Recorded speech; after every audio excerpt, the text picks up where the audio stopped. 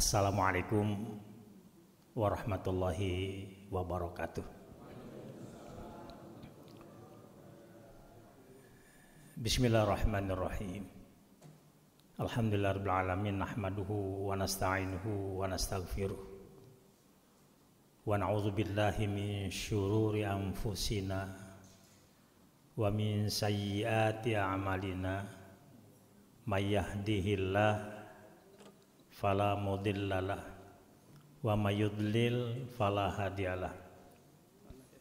Asyhadu an la ilaha illallah wahdahu la syarikalah wa asyhadu anna Muhammadan abduhu wa rasuluh la nabiyya ba'dah. Allahumma shalli wa sallim wa barik ala sayyidina Muhammadin wa ala alihi wa sahbihi ajma'in wa man ittaba'ahum bi ihsanin ila yaumiddin, amma ba'd. Yang terhormat segenap DKM Masjid Jami Harapan Jaya, para alim ulama, tokoh masyarakat, hadirin Bapak Ibu jamaah sholat subuh yang dirahmati Allah. Semoga kita semua dalam keadaan sehat. Allah berkahi kehidupan kita, berkah hartanya, berkah keluarganya, berkah segala kehidupan kita semua, dan harapan yang sangat penting, hidup kita maslahat dunia sampai akhirat. Dan andaikan Allah panggil kita, kita selalu berharap meninggalkan alam dunia dengan husnul khotimah dan mampu mengucapkan kalimat thayyibah la ilaha illallah. Bersyukur pada Allah, hari ini Allah pertemukan kita semua di majelis ilmu untuk membahas tentang ilmu. Hadirin rahimakumullah, mohon izin ya pengeras suaranya, Pak, mic-nya saya pegang satu, mau mundar mandir. Bapak Ibu sekalian, terima kasih. Bapak Ibu sekalian, ilmu itu bahasa Arab. Ya. Kata ilmu itu bentuk masdar ghairu mim. Ya. Asal kata alima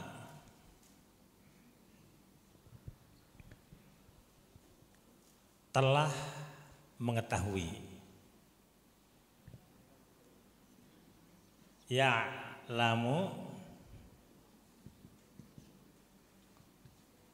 sedang dan akan mengetahui. Ilman pengetahuan. Ini kata ilman bisa ilman, bisa ilmin, bisa ilmun, tergantung kedudukannya. Kalau jadi objek maf'ul bih ilman, kalau jadi subjek ilmun, marfu' dibaca rafa. Nah, nanti orang yang berilmu itu alimun. Nah, ada dua, ada alimun, ada alimun. Nah, artinya yang mengetahui, telah mengetahui, sedang dan akan terus mengetahui, pengetahuan orang yang berpengetahuan, orang yang berilmu. Nah, ma'lumun itu bentuk isim maf'ul. Artinya apa? Yang diketahui.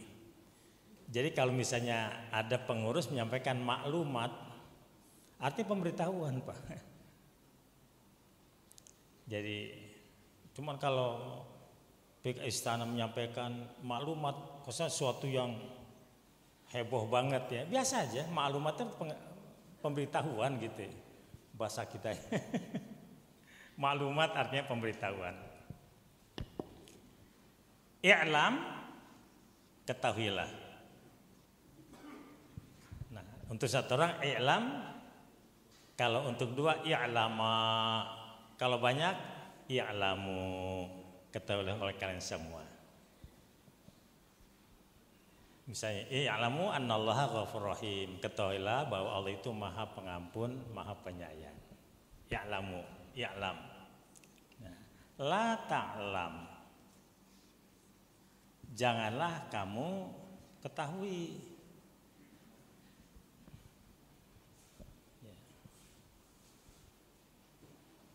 Nggak usah ngerti lah ilmu judi online gitu. La ta'lam, nggak perlu tahu. La ta'lam. Nah, nanti ma'lamun. Nah, ini isim makan dan isim zaman. Tempat mengetahui dan waktu mengetahui. Ya, mi'lamun.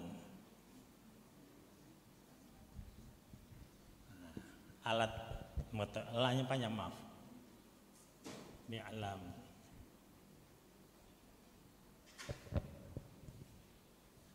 Makanya dalam bahasa Arab, kalau ada satu kata itu bisa digunakan untuk beberapa kegunaan. Pak, contoh sederhana.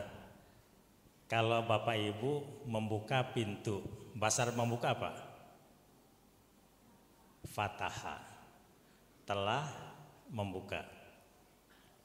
Yaftahu, sedang dan akan terus membuka. Fathan, pembukaan. Fatihun, yang membuka. Maka dulu ada siapa namanya Al-Fatih, itu seorang pejuang Pak ya. Karena yang membebaskan dalam sebuah pergerakan yang perjuangan luar biasa. Al-Fatih. Maftuhun, yang dibuka. Maftahun, waktu membuka, tempat membuka. Miftahun, alat membuka. Makanya kunci disebut miftah. Ada apa miftah di sini? Yang mana? Jadi kalau namanya miftahul khair berarti kunci kebaikan. Miftahul jannah, kunci surga. Miftahul jannah, la ilaha illallah. Kunci surga adalah la ilaha illallah. Makanya orang mengucapkan la ilallah pasti masuk surga. Miftah. Baik. Ini dalam kajian tensis. Bahasa Arab namanya ilmu saraf. Perubahan kata. Jadi dari satu kata bisa menjadi 9 sampai 12 kata. Tergantung nanti bentuk fi'ilnya seperti apa. Ya. Baik, saya lanjutkan. Nah, ilmu orang yang berilmu berarti orang yang punya pengetahuan. Bahasa Arabnya alim. Nah, betapa pentingnya ilmu sehingga di dalam Al-Quran ada surat Al-Mujadilah, ini yang paling bawah. Yarfa'illahu alladzina amanu minkum walladzina utul ilma darajat. Jadi Allah mengangkat derajat orang yang beriman dan berilmu beberapa derajat. Tentu beda ya, lulusan SD dengan lulusan SMA. Ini bapak-bapak kan di sini banyak manajer nih, atau mantan manajer, bahkan mantan GM. Ijazah SD dan SMA kan beda ya. Lulusan SMA dengan S1 gajinya beda Pak. S1 dan S3 sama enggak? Nah, dibedakan karena Allah pun menyatakan Allah angkat derajat orang yang berilmu.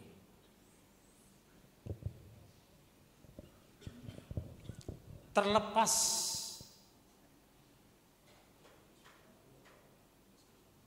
pendidikan formalnya, ya, ya.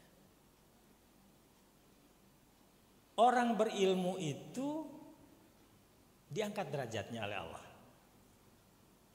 Mungkin tidak sedikit Pak kiai-kiai di daerah-daerah, mungkin lulusannya cuma sanawiyah, aliyah, tapi ilmunya dalam sekali. Latar belakang pendidikannya yang formal rendah, tapi ke dalam ilmunya luar biasa. Sehingga Allah angkat derajatnya dibandingkan orang-orang lain yang bukan ulama.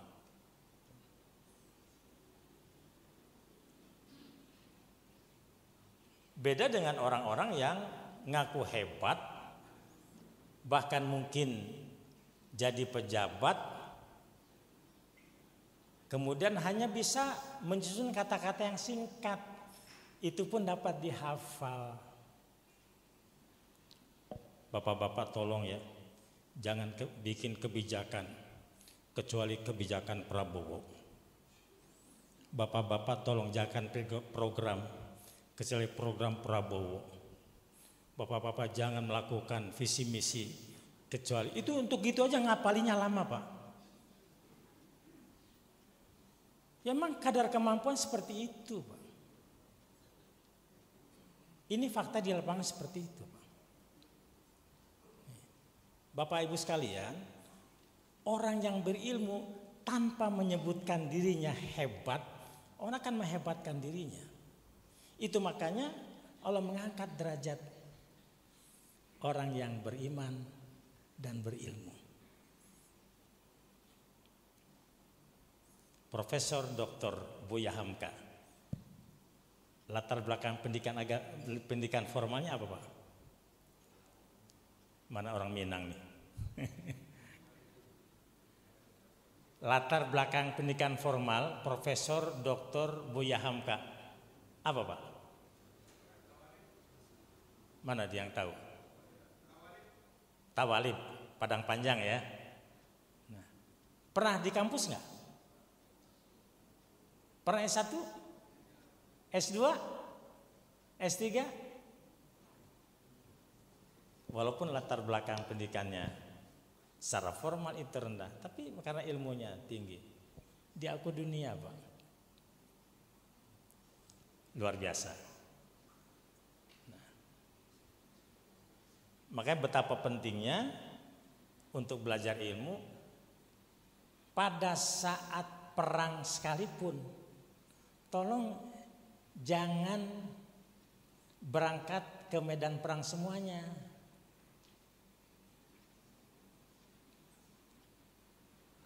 Ambil, cari dari sekian komunitas itu yang mendalami agama. Ini di surat At-Taubah ayat 122. Tekuni ilmu agama untuk apa? Liunziru qaumahum idza raja'u. Berikan pelajaran, ingatkan umat ketika pulang dari tempat menuntut ilmu. Banyak sekali Pak ayat-ayat yang terkait dengan itu. Makanya Bapak Ibu sekalian, betapa pentingnya ilmu sampai-sampai di hadis Nabi disebutkan Nabi Sulaiman itu diberikan pilihan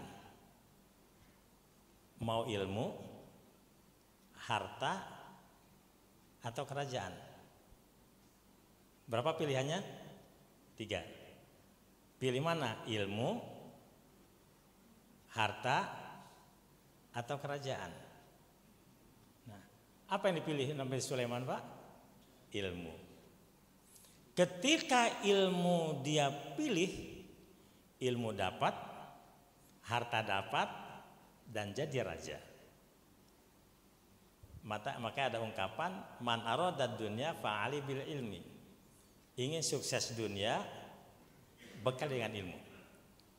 Ingin sukses akhirat, man aradal akhirah fa'ali bil ilmi.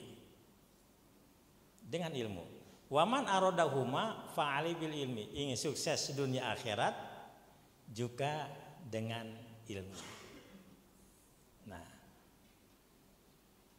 hadirin rahimakumullah. Nah, sebelum pembahasan tentang ilmu, saya sampaikan beberapa dalil tentang ilmu dalam pandangan Islam.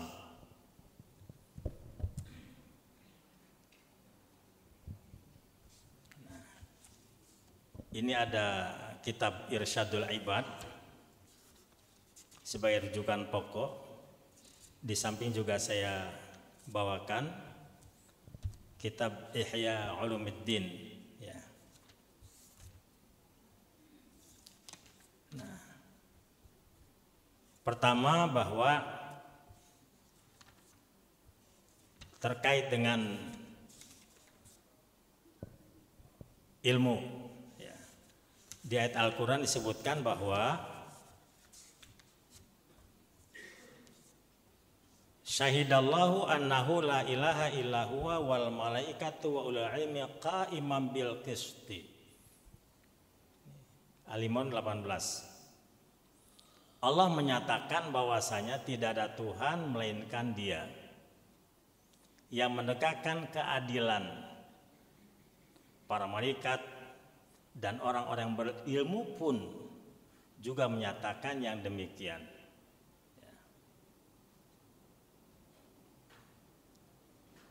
Di Al-Mujadilah yarfa'il ladzina amanu minkum wal ladzina utul ilma darajat.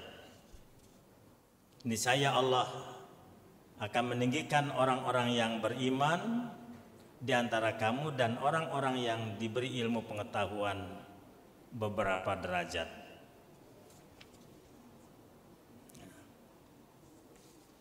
Nah, Bapak Ibu sekalian, tadi ada isim fa'il, alim, orang yang berilmu.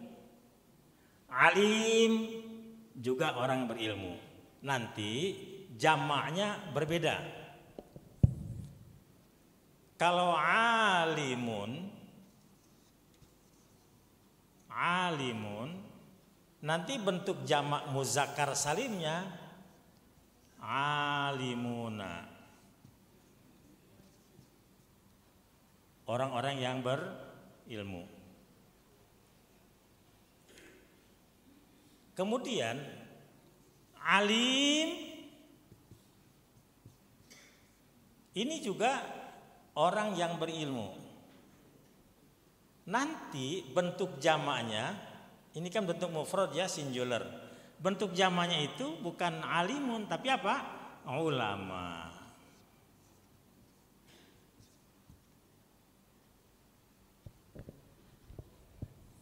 Jadi kalau berdasarkan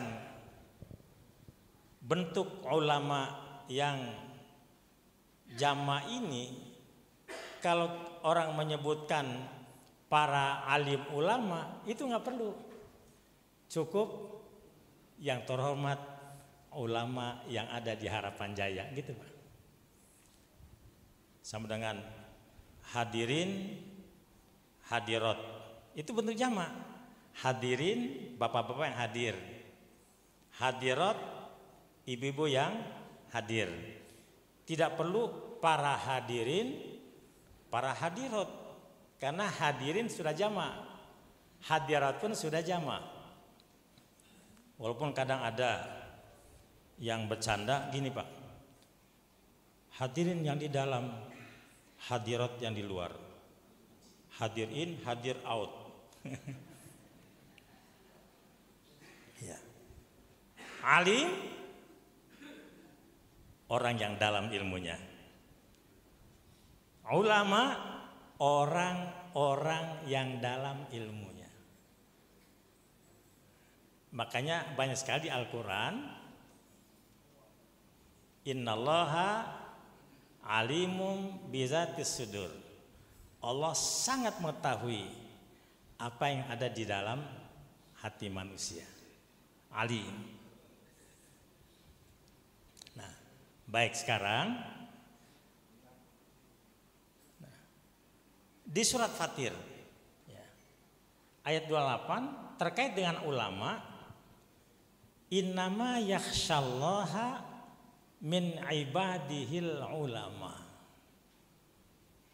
Hanya saja orang yang takut kepada Allah adalah ulama. Artinya bahwa kalau kategori ulama otomatis akhlak itu melekat pada dirinya. Berarti ulama itu orang yang ilmunya dalam,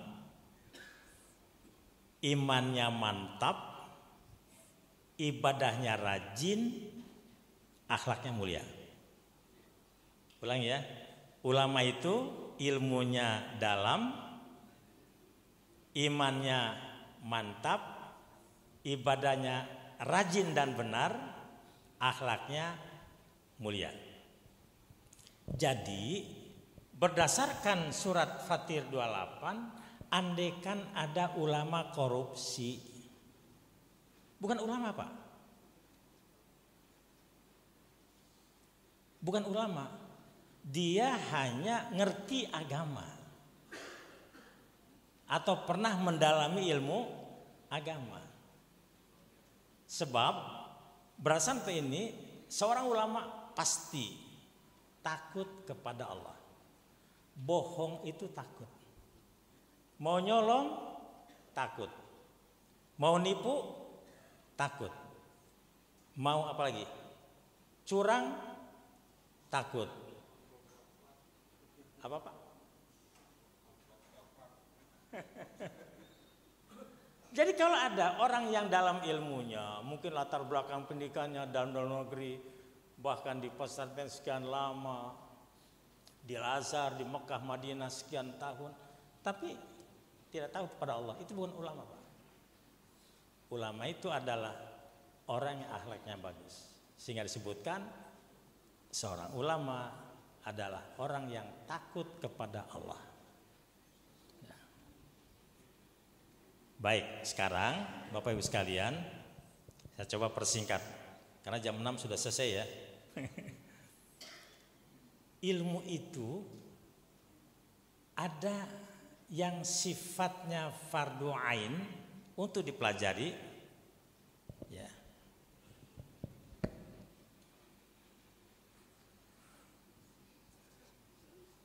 Apa istilahnya? Belajar ya. Orang sering menyebutkan istilah menuntut ilmu ya. Kalau ilmu dituntut, apa dosa ilmu? Belajar. Itu ada dua ya. Pertama ada yang wajib. Wajib pun ini ada dua. Ada wajib ain, ada wajib kifayah.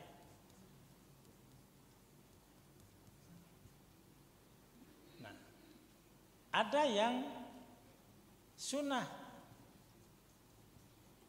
yang sebaiknya dipelajari ilmu itu. Bahkan ada yang haram Pak. Nanti kedudukannya itu tergantung pada permasalahannya. Baik, sekarang Bapak Ibu, kita kan orang Islam semua ya. Untuk orang-orang Islam yang beriman, di surat An-Nisa 103 disebutkan aqimus shalah inna sholata kanat alal mu'minina kitaban mauquta. Dirikan sholat itu, karena sungguhnya sholat adalah kewajiban bagi orang beriman yang sudah ditentukan waktunya. Baik, sekarang Bapak Ibu, kita orang beriman semua, orang Islam yang berkewajiban melaksanakan sholat. Karena sholat merupakan kewajiban, maka ilmu yang terkait pelaksanaan sholat wajib kita pelajari. Sekarang ini hanya evaluasi buat kita. Bapak Ibu, syarat sah sholat ada berapa?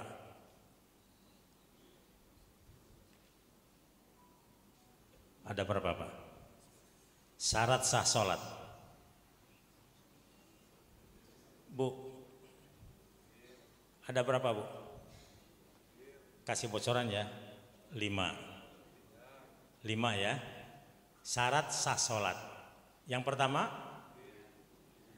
bukan itu rukun itu. Yang pertama, suci dari hadas. Hadas kecil maupun hadas besar. Wajib kita ketahui itu. Itu fardu ain. Yang kedua, suci dari najis. Baik najis yang di badan, pakaian maupun tempat sholat. Yang ketiga, masuk waktu sholat. Yang keempat, menutup aurat. Kelima, menghadap kiblat. 5 ini merupakan syarat sah sholat. Kalau 5 tidak penuhi, enggak sah. Bosan menghadap ke kiblat, ke timur, Allahu Akbar. Sekali-kali nyerong, boleh enggak? Enggak sah. Nah, walaupun syarat sah dipenuhi, kalau rukunnya tidak dilaksanakan enggak sah. Berapa rukun sholat? Apaan apal nih? Berapa apaan? 13. Wah, luar biasa. Ini kalau ada pengurus DKM kasih apresiasi hadiah nih, 13 katanya. Pertama, ini mengingat kembali kepada kita. Niat. Kedua, takbiratul ihram. Ketiga, berdiri. Keempat, Al-Fatihah. Kelima, ruku. Keenam, i'tidal. Ketujuh, kedelapan, duduk antara sujud. Kesembilan, duduk akhir. Kesepuluh, tasyahud akhir. 11, membaca sholawat. 12, membaca salam. 13, tertib. Itu 13 semuanya. Ada yang mengatakan 17. Bertambahnya 4. Yang 4 itu adalah tumakninah. Ruku dihitung 1, tumakninah ketika ruku dihitung 1. Tapi kalau yang dihitung tadi kan 2 ya. Kalau dihitung 1 sebutannya ruku dengan tumakninah. 1. I'tidal dengan tumakninah. Sujud dengan tumakninah. Begitu duduk antara 2 sujud dengan tumakninah. Ya Allahu Akbar. Betul-betul tenang. Jangan goyang, Pak. Sami Allahu liman hamidah. Tenang. Jadi kalau sami Allahu liman hamidah masih goyang, langsung Allahu Akbar turun ke bawah, itu enggak sah. Apalagi i'tidal berdiri sambil duduk. Sami Allahu liman hamidah, Allahu Akbar. Enggak sah, Pak. Jadi i'tidal dihitung 1, tumanina 1. Ruku 1, tumanina 1. Sujud 1, ditambahnya 4. Makanya hitung 17. Jadi kalau ada mengatakan 13 benar, 17 juga benar. Begitu juga Bapak Ibu sekalian, kepada orang-orang yang sudah memasuki pada keadaan wajib haji, maka secara fardu ain wajib mengetahui ilmunya. Walillahi 'alan nasi hajjul baiti man istata'a ilaihi sabila. Kewajiban manusia kepada Allah berhaji bagi yang mampu. Sudah mampu, wajib Pak. Belajar manasik haji. Itu wajib. Hukumnya apa? Fardu ain.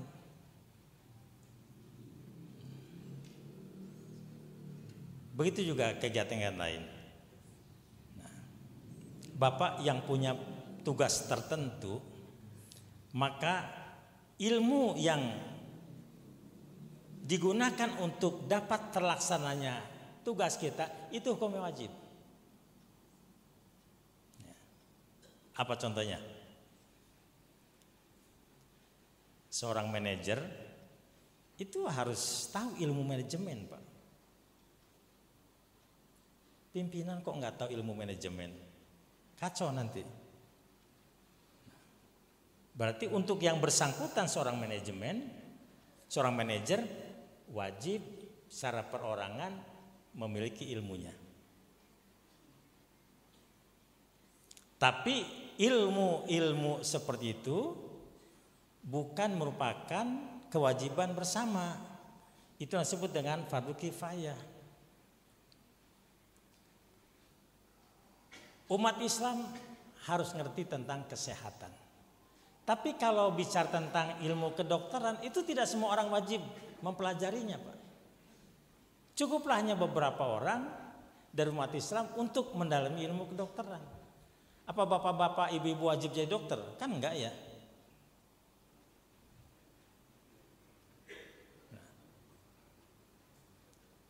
Begitu juga seorang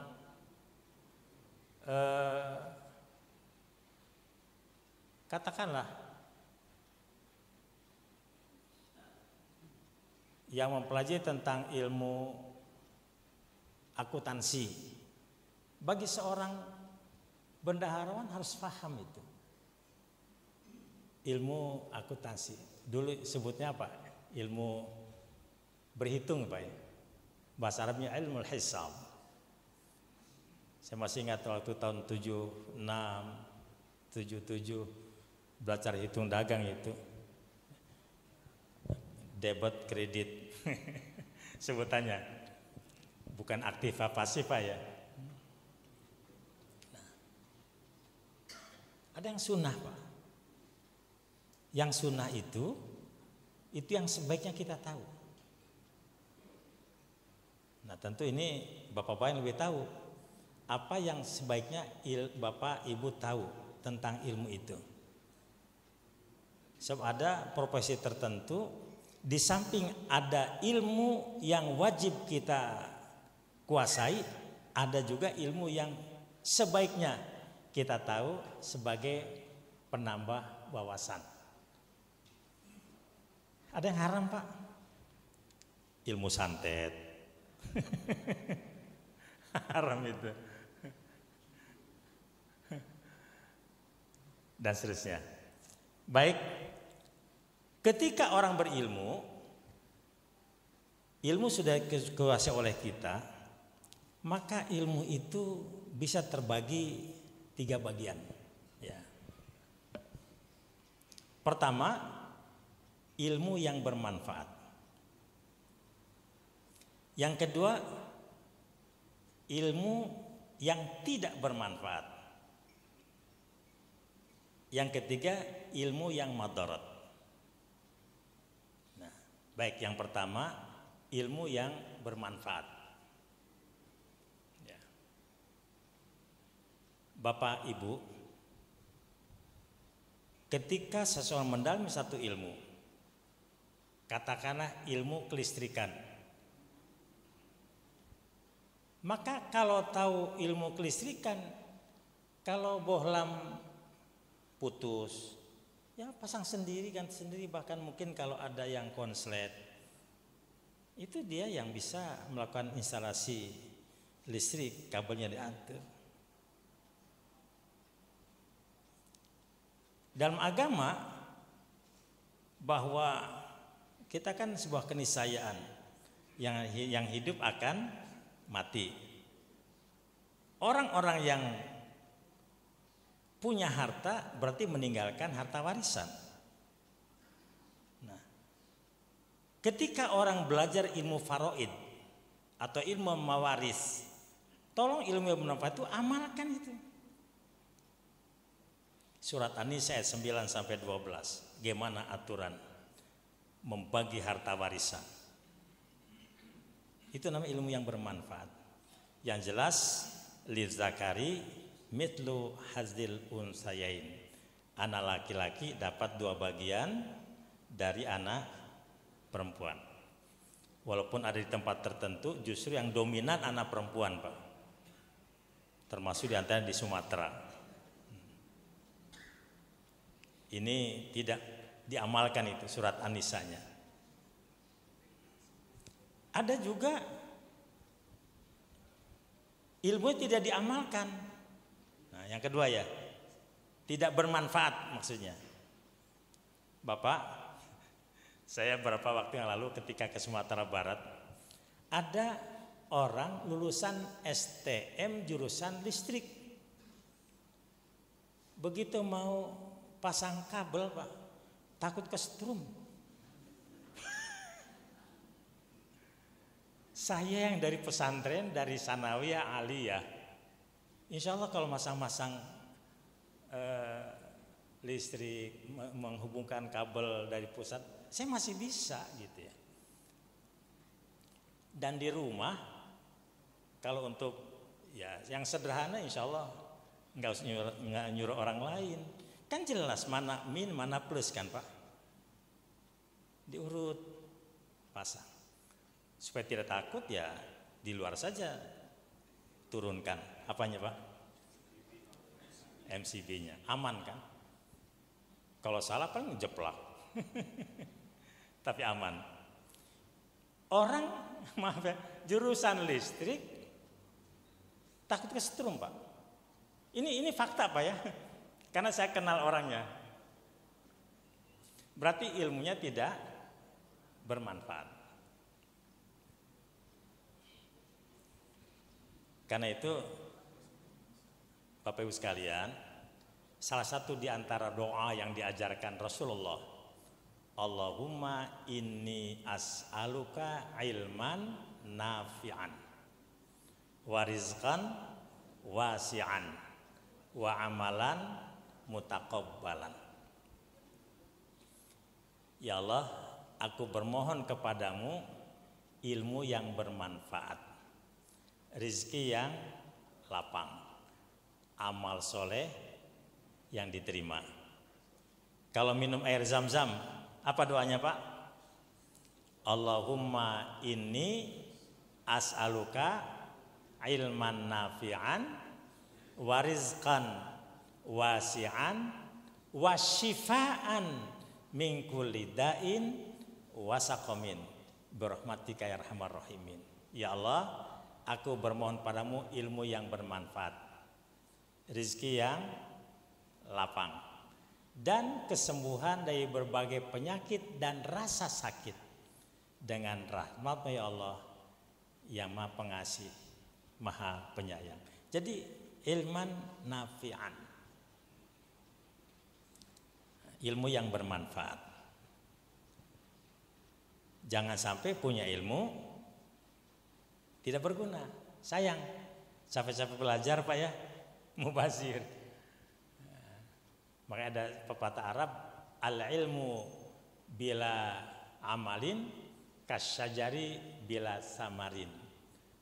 Ilmu yang tidak diamalkan bagaikan pohon yang tak berbuah. Ada manfaatnya enggak? Masih ada. Itu untuk buat ngadem ya. Berteduh. Tapi tidak maksimal. Sekedar tahu. Nah, yang ketiga ini yang dihindari oleh umat Islam jauh-jauh. Tadi disebutkan Allahumma inni as'aluka ilman nafi'an. Ya Allah, aku bermohon padamu ilmu yang bermanfaat. Kebalikan manfaat apa? Madarat. Apa itu ilmu yang madarat? Ilmu madarat itu adalah ilmu yang merusak, ilmu yang mencelakakan, ilmu yang bikin kita celaka, ilmu yang menimbulkan mafsadat. Nah, apa contohnya? Bapak Ibu, kalau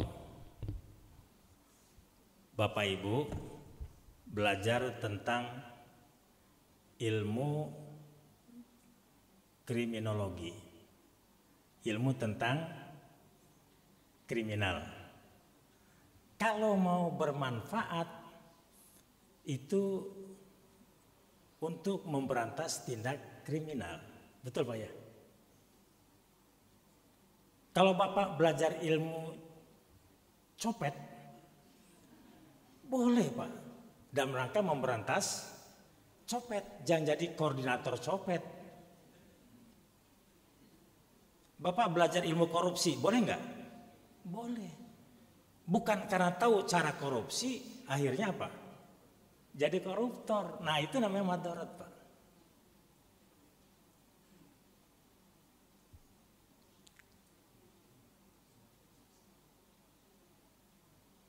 Kembali tadi ulama. Innama yakhsyallaha min ibadil ulama. Harusnya ulama itu lebih takut dari kita dalam melakukan sejumlah kemaksiatan. Jadi kalau ada orang mengatakan, wah ulama gampang berbuat dosa juga, tahu cara tobatnya. Wah ini berarti bukan ulama Pak. Berarti ilmunya madarat, bukan manfaat. Ya. Sekarang ini banyak sekali Pak orang yang tahu tentang ilmu itu bukan untuk kebaikan, tapi untuk berbuat jahat. Kan banyak ya. Yang tahu hukum bukan menegakkan hukum, tapi memelihara hukum. Dan hukum pun bisa digunakan sesuai dengan pesanan orang. Betul nggak Pak? Itu namanya ilmu yang madarat. Terakhir saya sampaikan sebelum tanya jawab, ada beberapa keunggulan ilmu yang diungkapkan oleh sahabat Ali. Ketika sahabat Ali tanya oleh sejumlah orang secara bergantian, ya Ali, harta dan ilmu itu unggul mana? Kata Ali, unggul ilmu. Kenapa? Karena ilmu itulah warisan Nabi, warisan para Nabi. Maka disebutkan al-ulama warasatul anbiya. Ulama, orang-orang berilmu itu adalah pewaris para Nabi. Sedangkan harta itu warisan Qarun dan Fir'aun. Orang berbeda tanya lagi, hei Ali, apa kelebihan? Unggul mana antara harta dan ilmu? Sahabat Ali konsisten, ilmu lebih unggul. Apa alasannya? Ilmu itu adalah yang menjagamu. Secara harta, kau yang menjaganya. Datang lagi orang berikutnya, unggul mana? Ilmu dan harta. Jawabannya tetap ilmu lebih unggul dari harta. Alasannya apa?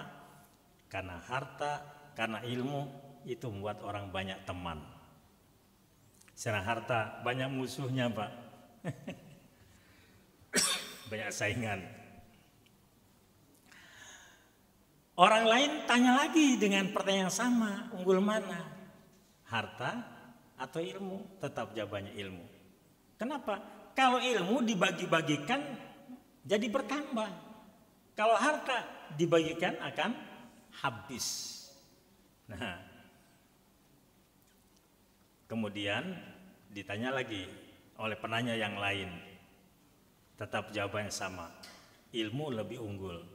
Karena ilmu itu membuat orang mulia. Tadi sebutkan diangkat derajatnya ya. Sedangkan harta itu besar peluang untuk membuat jadi orang bakhil, orang pelit. Kemudian kalau ilmu Lagi-lagi kelebihannya memberi syafaat pada hari kiamat. Setelah harta itu nanti membuat dihisab. Makanya harta halal dihisab. Kalau harta haram diazab. Pilih mana Pak? Ulangi. Yang halal hartanya dihisab. Hartanya semakin banyak semakin lama hisabannya. Kalau haram diazab. Kalau suruh pilih mau punya harta atau tidak punya harta. Enggak punya harta enggak dihisab. Langsung masuk surga. Pilih mana Pak?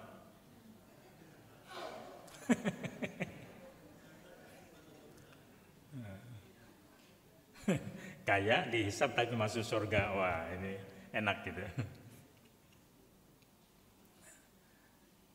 Yang berikutnya tetap harta lebih unggul. Alasannya karena ilmu lebih unggul karena ilmu itu bisa menerangi hati, sedangkan harta bisa membuat hati menjadi keras. Qaswatul qalbi, kerasnya hati itu bisa jadi karena harta. Bapak Ibu sekalian, bicara tentang harta, tidak pernah ada orang yang memperturutkan hawa nafsunya kemudian puas. Sampai Nabi mengatakan laukana libda adam wadiani labtagha salisan. Andaikan manusia sudah punya 2 tambang emas, dia akan mencari tambang emas yang ketiga. Wa in kana salisun labtagha rabi'an. Kalau sudah punya tambang emas ketiga akan cari yang keempat. Begitu saja. Dan orang tidak akan merasa puas kecuali setelah masuk tanah. Meninggal baru sadar. Dunia hanya sifatnya fata morgana. Bapak Ibu yang dirahmati Allah, ini ada yang perlu saya sampaikan. Ini penting sekali. Walaupun itu adalah penting untuk kita semua berilmu. Kalau cara mendapatkannya, motivasinya enggak benar, itu bahaya. Ini saya coba.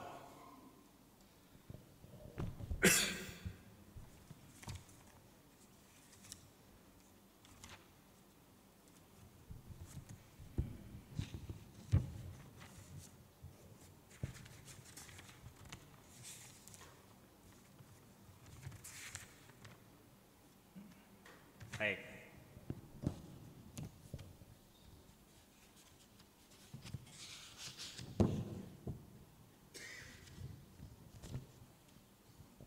Yang pertama di hadis Nabi,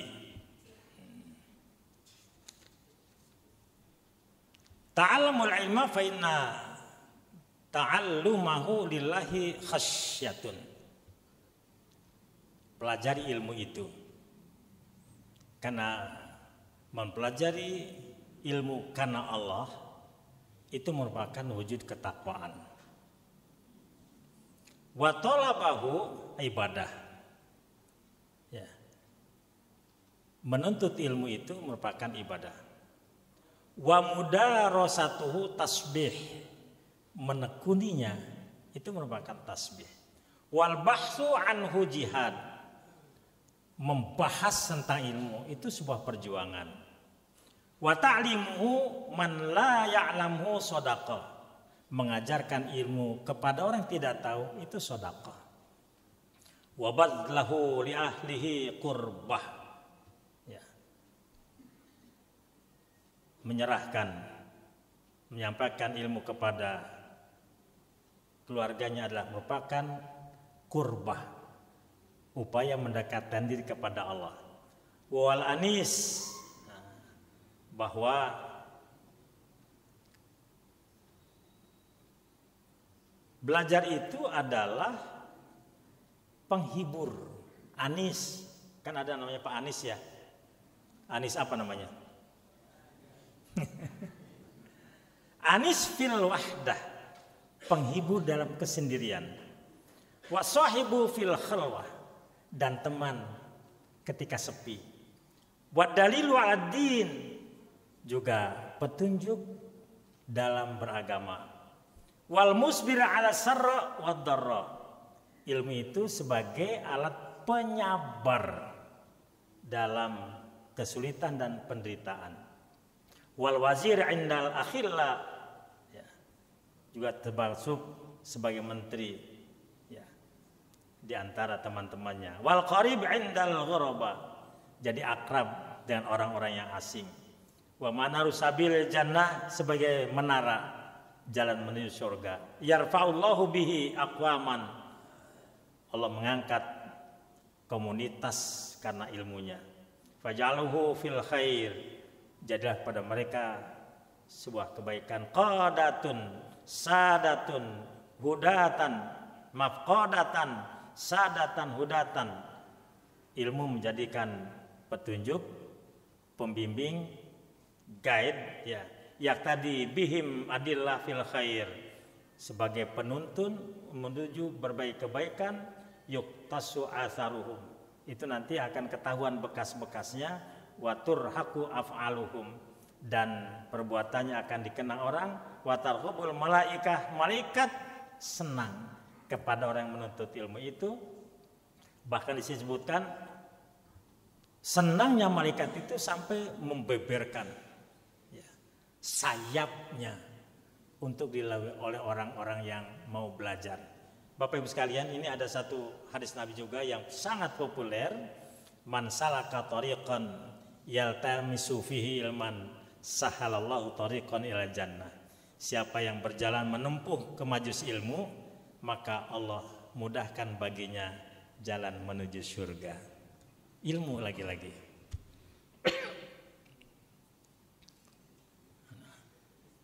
Apa cukup sampai itu? Tidak. Yaghfiru hatta hitanal bahr. Sampai-sampai ikan-ikan yang ada di laut itu mohon ampun kepada Allah untuk orang yang menuntut ilmu. Wasibul bar wa na'ami wa sama wa nujumuhu. Luar biasa, banyak sekali Pak kelebihan yang menuntut ilmu. Nah, perlu nggak kita iri dalam ilmu? Boleh nggak iri dengan orang kaya? Nah, ini ada hadis Nabi mengatakan, la hasada illa fisnatain. Kita tidak perlu iri Pak, tidak perlu hasad kecuali dalam dua hal. Pertama, hasad kepada rajul atahullahu azza wa jalla hikmatan fayaqtadi biha.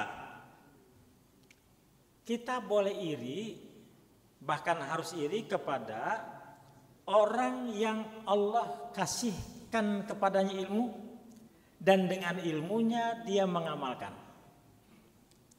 Yang kedua, rajul atahullahu malan fasalatahu ala halakihi fil khair. Boleh iri kepada orang yang dikasih Allah harta, dan harta itu dihabiskan untuk kebaikan. Boleh kaya? Boleh. Bahkan sebaiknya kaya. Dan kekayaan habiskan untuk di jalan Allah.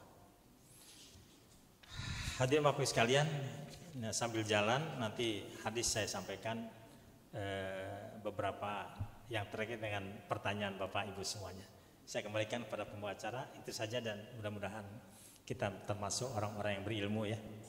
Dan ilmu kita ilmu yang bermanfaat, bukan ilmu yang tidak bermanfaat, apalagi ilmu yang madarat, yang membuat kita celaka. Wallahu a'lam. Terima kasih. Assalamualaikum warahmatullahi wabarakatuh. Waalaikumsalam warahmatullahi wabarakatuh. Demikian tadi pemaparan daripada guru kita. Mudah-mudahan apa yang beliau sampaikan tadi bisa menjadikan kita lebih paham akan ilmu-ilmu Allah yang diberikan kepada kita semuanya. Baiklah para bapak ibu yang saya hormati dan cintai karena Allah, sekarang kita akan masuk kepada sesi tanya jawab. Kepada bapak dan ibu yang barangkali mempunyai pertanyaan, kami persilahkan, monggo. Pak Musinin.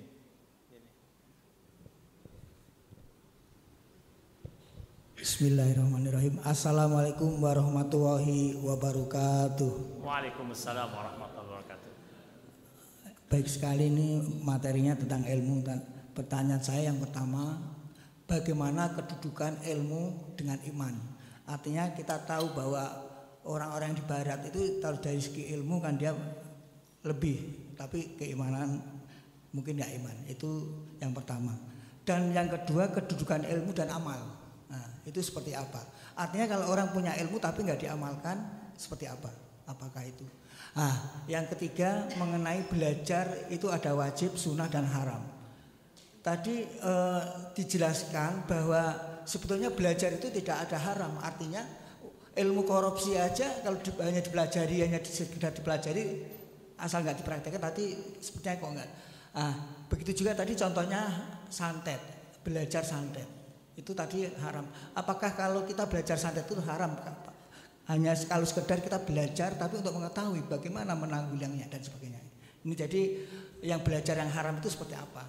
Nah, itu karena ilmu belajar ilmu itu tidak dibatasi dalam arti apakah itu ilmu, misalnya kita mempelajari ilmu komunis pun saya pernah baca itu nggak apa-apa kalau kita memang tujuannya hanya tahu oh komunis ini seperti ini, tapi justru kita supaya kita bisa mencegahnya. Nah, itu artinya pertanyaan saya tadi belajar yang haram. Terus yang terakhir itu ada pertanyaan saya, ini hadis atau hanya kata-kata mutiara? Kalau ada kata-kata belajarlah sampai ke negeri Cina, itu kita kayaknya familiar, tapi apakah itu kata-kata mutiara atau hadis ya ini? Terima kasih, mungkin dari saya pertanyaan itu. Billahi taufiq wal hidayah. Assalamualaikum warahmatullahi wabarakatuh. Waalaikumsalam warahmatullahi wabarakatuh. Baik, langsung dijawab saja Pak ya. Pertama, bahwa tentang hubungan ilmu dan iman. Benar adanya bahwa orang beragama harus berilmu Pak. Hanya nanti pendekatan hidup beragama ada dua versi. Ada dalami Islam dulu, setelah tahu baru beriman masih Islam. Ada iman dulu, Pak nggak ngerti iman dulu. Setelah beriman jadi orang Islam baru belajar tentang Islam. Nah bapak-bapak kan Islam semua nih. Bapak belajar Islam dulu atau mengimani Islam dulu? Belajar dulu. Berarti waktu belajar belum Islam.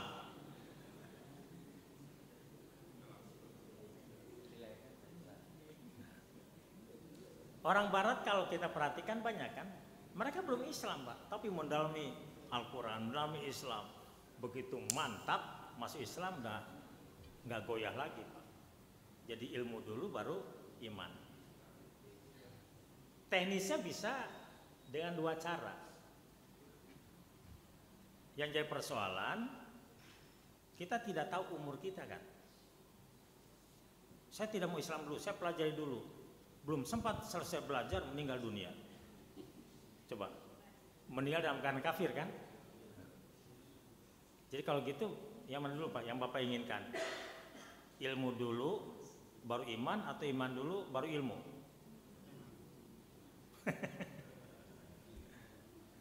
Nah, jadi tentu ini kembali pada kita, latar belakang orang beda-beda. Orang-orang yang rasionalis Pak nggak mudah Pak untuk beriman, itu nggak mudah. Setelah logis, masuk akal, masuk pikirannya, dapat iman baru beriman. Maka jangan heran kalau sejumlah pendeta masuk Islam, bukan karena iman dulu, ilmu dulu. Saya teringat Bapak bahwa ketika orang-orang yang suka dengan Islam itu yang dibangun pemahamannya adalah kekerasan, apalagi ya teroris, hukum jihad, kisos, hukum rajam, potong tangan dan sebagainya. yang serem-serem dibuatnya Pak. Nah, sementara hakikat Islam tuh nggak begitu Pak. Islam itu mudah. Coba lihat surat Toha. Toha ma anzalna 'alaikal qur'ana litashqa. Toha. Kami turun Al-Quran bukan membuat orang sulit, membuat orang berat. Di Al-Baqarah 185, yuridullahu bikumul yusra wala yuridu bikumul usra. Allah mendaki kemudahan, tidak menghendaki kesulitan. Itu makanya semua khitab yang Allah sampaikan itu tidak membebani orang di luar kemampuan. Al-Baqarah bagian terakhir, la yukallifullahu nafsan illa usaha. Nah, makanya orang-orang di luar Islam tertarik dengan Islam. Tidak ada yang memberatkan. Dan kalaupun ada kesulitan, Allah berikan solusi. Apa solusinya? Rukhsah, keringanan. Nah, tentu tidak bahas ini wilayah kajian fikih ini. Yang kedua, bahwa Islam itu setelah dipelajari, baik Islam yang diajarkan para Rasul dari Adam, Nabi, terus Nabi Muhammad, karena semua Rasul beragama Islam, ternyata tidak terpengaruh dengan perubahan zaman. Nabi Adam Tuhannya Allah, la ilaha illallah. Nabi Ibrahim Allah, Allah, Allah. Nabi Muhammad juga Allah. Adapun nanti kemudian siapa Rasulnya, itu beda-beda. Syahadat kita umat Nabi Muhammad, asyhadu alla ilaha illallah wa asyhadu anna Muhammadan Rasulullah. Berarti umat Nabi Ibrahim, asyhadu alla ilallah wa asyhadu anna Ibrahima Rasulullah. Konsisten Pak, tetap bertuhan pada Allah. Nah, terus yang berikutnya bahwa agama Islam yang diajarkan Rasulullah SAW itu berlaku umum. Siapapun, tinggal dimanapun, Islam bisa diberlakukan. Makanya hadir Islam itu sebagai rahmatan lil alamin. Dan Islam itu disampaikan Nabi Muhammad itu untuk orang keseluruhan, bukan hanya Bani Israel, bukan hanya suku Quraisy, bukan hanya suku tertentu, semua, apapun sukunya, apa bangsanya, layak Islam itu masuk di dalamnya, berlaku untuk mereka semuanya. Nah, itu hubungan antara ilmu dan iman. Yang kedua, apa hubungannya ilmu dengan amal? Bapak Ibu sekalian, tidak ada artinya amal itu kalau tanpa ilmu. Orang yang patuh beribadah sekalipun, ya, di hadis Nabi disebutkan bahwa 2 rakaat orang alim itu lebih baik daripada 70 rakaat orang ahli ibadah yang tanpa ilmu. Bapak kan rajin tahajud nih. Tolong Pak, bukan hanya rajin tahajud, dalami gimana tahajud yang benar. Bapak kan biasa sholat berjamaah.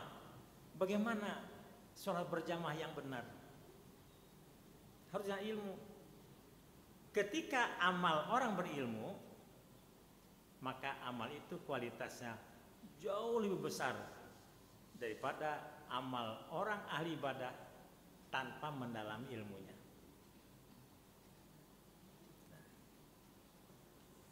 Bahkan ada satu kitab Zubad namanya. Kitab Zubad itu ada sebuah kitab yang di dalamnya itu bentuk syair-syair. Ya. Wa kullu man bi ghairi ilmin ya'malu a'maluhu madratun la tuqbalu. Setiap orang yang melakukan amaliyah apapun bentuknya, sholat, zakat, puasa, haji, zikir, termasuk sholat berjamaah, itu mardudatun, ditolak kalau tanpa ilmu. La tuqbalu, tidak akan terima.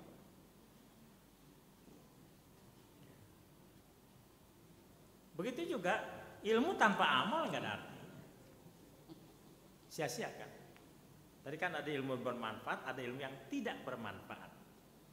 Makanya Bapak sekalian, masih bagus ilmu sedikit diamalkan daripada banyak tidak diamalkan. Yang paling bagus apa? Ilmunya banyak dan diamalkan.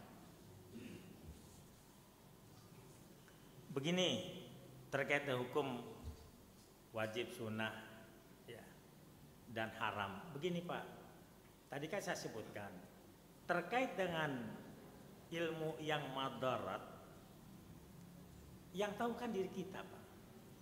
Ketika mempelajari ilmu santet untuk apa? Ketika belajar ilmu santet untuk jadi praktisi santet, haram Pak. Kan innamal a'malu binniyat. Amal itu tergantung pada niatnya. Saya teringat dulu tahun 75, tahun 76 Pak. Ketika di pesantren itu ada sejumlah teman Pak, belajar ilmu bela diri. Ini bapak-bapak nih, kalau anggap saja saya memiliki ilmu bela diri seperti itu nggak usah ditonjok juga, itu mental dengan sendirinya. Bapak mau menyerang saya, udah tinggal tiup cap, udah bisa mental kemana-mana. Kalau saya tanyakan kepada bapak, ibu, gelas ini bobotnya berapa? Ada 1 kilo? Katakanlah ini karena tebal banget nih Pak, anggapnya 1 kilo dengan isinya. Kasih beban 2 kintal, diangkat 2 orang nggak terangkat Pak. Dan itu ada ilmunya. Kalau ilmu seperti itu membuat dirinya sombong, haram, nggak boleh. Sebab ilmu itu membuat orang tawadu, bukan semakin banyak ilmu semakin angkuh, menengadah, sombong. Jadi kan itu saya sebutkan konteksnya adalah ilmu yang haram untuk dipelajari adalah ilmu-ilmu yang membuat kita melanggar hukum Allah. Ketika ilmu itu memberantas kemaksiatan, wajib kita pelajari. Tadi kan ilmu copet Pak ya, boleh ilmu belajar ilmu copet, memberantas copet, yang jadi koordinator copet.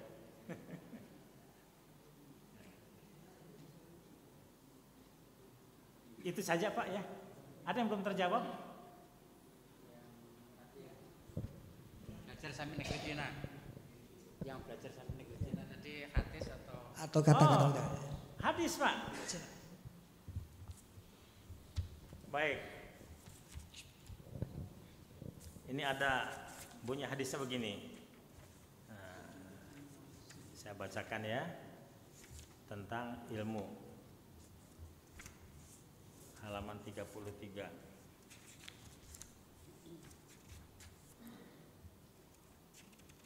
Walaupun hadis ini sebagian ada yang mempermasalahkan, tidak sampai kepada Rasulullah.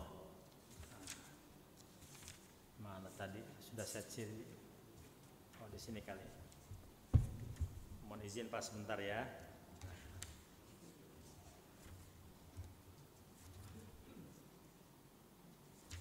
Ada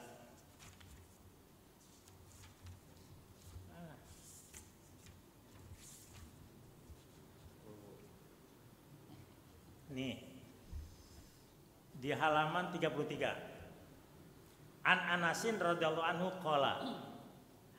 Hadis dari Anas katanya, kalau Rasulullah SAW, Rasul pernah bersabda, utlubul ilma walau bisin.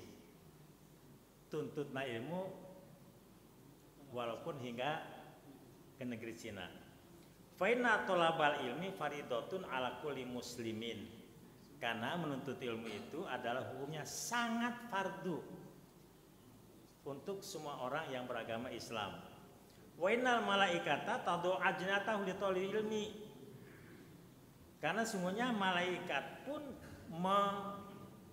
meletakkan sayapnya kepada orang yang menuntut ilmu. Ridon bima yatlubu. Karena dia mencoba untuk mencari ilmu itu sampai dapat. Jadi ini ada riwayatnya, Pak. Siapa perawinya? Rawahu Ibnu Abdul Bar. Ya. Hadis riwayat Ibnu Abdul Bar. Ini hadis. Ya. Nah, juga di Ihya Ulumuddin juga ada disebutkan. Yang tadi saya sebutkan itu di kitab Irsyadul Ibad dari Anas riwayat Ibnu Abdul Bar. Nah, itu hadis, Pak. Nah, sekarang pertanyaannya, zaman Nabi waktu itu bagaimana perkembangan ilmu di Cina? Sudah maju belum? Ada apa? Kok Nabi ngomong begitu? Cukup, Pak ya? Ya, silakan. Pak Putut, silakan. Biasanya beliau ada masukan. Bismillahirrahmanirrahim. Assalamualaikum warahmatullahi wabarakatuh. Waalaikumsalam warahmatullahi wabarakatuh. Ustadz yang kami hormati, melengkapi apa yang disampaikan Pak Haji Muhsinin,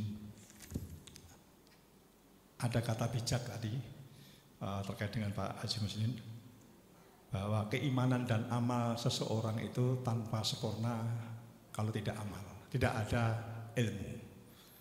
Karena akal tanpa ilmu adalah hampa. Makanya harus kita menuntut ilmu dan kita amalkan. Tapi sumber utama ilmu itu adalah wahyu, antara lain. Wahyu adalah Al-Quran dan hadis. Yang kedua adalah berdasarkan observasi atau pengamatan, yang berdasarkan akal pikiran. Sedangkan wahyu sendiri adalah tidak bisa semua dinalarkan dengan ilmu dan akal. Yang menjadi pertanyaan Pak Ustadz, lebih unggul mana wahyu dan ilmu? Atau memang tidak bisa dibedakan? Karena itu inherent atau melekat, berdampingan bersamaan. Terima kasih. Wassalamualaikum warahmatullahi wabarakatuh. Waalaikumsalam warahmatullahi wabarakatuh. Bapak Ibu sekalian, ayat Al-Quran maupun hadis Nabi itu ada dua fungsi, Pak. Pertama, bersifat informasi, menyampaikan sesuatu yang orang tidak tahu. Yang kedua, bersifat konfirmasi. Ketika orang menggunakan logika, akal pikiran secara maksimal, dengan penelitian, dengan temuannya, maka Islam datang bukan ngasih informasi, tapi sifatnya konfirmasi. Contoh misalnya, dulu ada petani kurma, supaya hasilnya signifikan dilakukan penyerbukan. Ketika petani kurma itu ada di atas, lihat Rasul lewat, langsung turun. Ya Rasul, gimana hukumnya? Aku lakukan penyerbukan supaya subur. Apa kata Nabi? Antum a'lamu bi umuri dunyakum. Engkau yang lebih tahu tentang urusan pertanian ini. Berarti Islam ini memberikan ruang untuk akal bermain, akal berpikir, logika jalan. Makanya Bapak Ibu sekalian, kalau kita perhatikan bahwa budaya Arab itu tidak selamanya jelek, Pak. Yang baik lanjutkan, yang tidak baik hentikan. Makanya kalau bisa tentang persaudaraan. Orang Arab itu kental sekali, Pak. Jangankan setelah Nabi diutus, sebelum Nabi diutus pun itu namanya nasab itu luar biasa, Pak. Begitu kentalnya ukhuwah dalam silsilah keluarga. Bapak Ibu, ini kalau mau tanya nasab Bapak Ibu ke atas, hafal nggak? Di atas kita Bapak, kenal? Bapaknya Bapak namanya kakek, kenal? Bapaknya kakek, kenal? Bapaknya kakek-kakek, kakeknya kakek-kakek-kakek. Putus, Pak. Orang Arab tuh, misalnya maaf ya, Nasruddin bin Musaram bin Usman bin sampai ke atas tuh nyambung, Pak. Dan nggak tahu-tahu, Pak, sampai Rasulullah.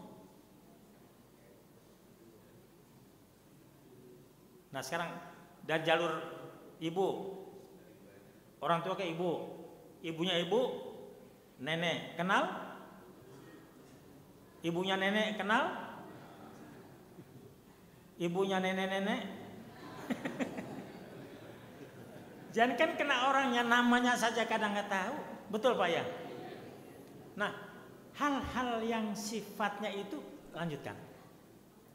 Tapi kalau yang namanya yang jelek, Al-Quran turun membenahi peradaban mereka. Makanya di Al-Quran banyak ayat tentang itu. Misalnya, idza busyira aduhum bil unsa zallu jumusadda wa kadzib. Itu akhlak orang jahiliyah dulu. Ketika Allah anugerah keturunan anak perempuan, nggak suka, Pak. Langsung wajahnya itu merah, menunjukkan ketidaksukaan. Apa yang terjadi? Tidak sedikit mereka bunuh. Am yadussuhu fit turab, atau dikubur hidup-hidup. Ala sa'ama yahkumun. Betapa jahatnya sikap orang jahiliyah itu. Nah, Islam mengajarkan hargai kaum wanita. Ya Bu ya. Jadi kalau ibu-ibu zaman jahiliyah belum tentu umurnya sampai seperti ibu-ibu, lahir habisin.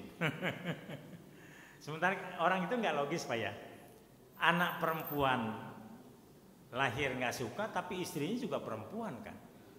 Kenapa nggak total? Kalau nggak suka perempuan, anak-anak dewasa semuanya harusnya tidak suka. Diskriminatif kan. Nah Islam datang makanya ada ayat khusus untuk membahas tentang wanita, namanya surat An-Nisa. Ada nggak Pak Putut ayat Ar-Rijal?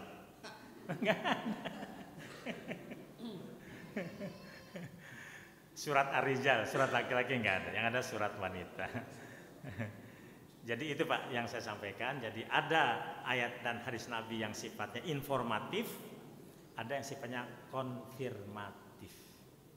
Coba lihat, pelajari ayat dari Al-Fatihah sampai An-Nas, lengkap sekali.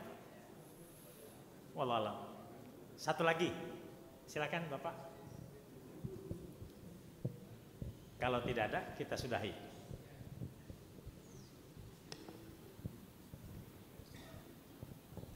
Cukup kayaknya. Baik, kalau cukup Bapak Ibu sekalian, saya tutup. Hadirin Bapak Ibu yang dirahmati Allah, bahwa ada pesan Nabi, thalabul ilmi faridatun ala kulli muslimin wa muslimatin minal mahdi ilal lahdi. Bahwa menuntut ilmu itu adalah sangat diwajibkan kepada segenap orang Islam, laki maupun perempuan, sejak lahir sampai liang lahat. Ini yang orang menyebutnya lifelong education, pendidikan seumur hidup. Selagi masih hidup, belajar terus. Jadi kalau ada orang nanya, ngaji dulu, kapan berakhirnya? Apa jawabannya? Selagi masih hidup, teruskan mengaji. Ya. Kemudian ada pesan, kun aliman, au muta'aliman, au mustami'an, au muhibban wala takun khamisan fatahluk. Jadilah kamu orang menyampaikan ilmu atau mempelajari ilmu atau jadi pendengar setia dalam kajian ilmu atau simpatisan ilmu. Pilihannya 4 Pak ya. Apa yang pertama? Mengajarkan ilmu, belajar ilmu, mendengarkan kajian ilmu, simpatisan. Walatakun khomisan, jangan jadi yang kelima. Ngajar enggak, belajar enggak, dengerin enggak mau, seneng juga enggak. Fatahlak, binasa kamu. Sekian, terima kasih. Assalamualaikum warahmatullahi wabarakatuh. Waalaikumsalam warahmatullahi wabarakatuh.